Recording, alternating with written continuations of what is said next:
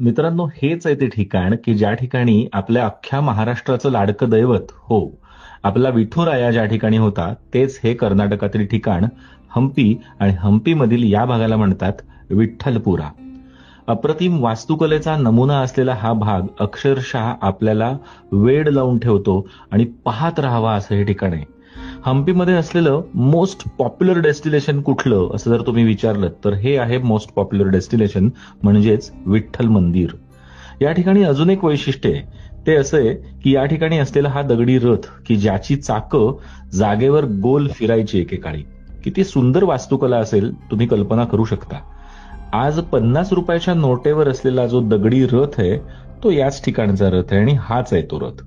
विठ्ठल मंदिराच्या प्रत्येक खांबांमधून सप्तसूर आजही ऐकू येतात. दगडी खांबांमधून सप्तसूर कसे ऐकू येतात याचं कोडं शास्त्रज्ञांना अजूनही सुटलेलं नाहीये.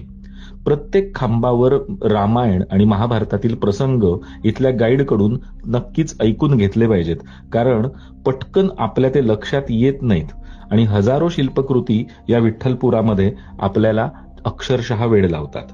या ठिकाणी आत्ता विठ्ठल नाहीये. मुघल सुलतानांनी जेव्हा आक्रमण केलं तेव्हा काही महिने या ठिकाणी फक्त तोडफोडच झाली. तरीही आज जे उभं आहे ते पाहून आपण स्थितप्रज्ञ होतो, भारावून जातो. मग करताय ना प्लॅन?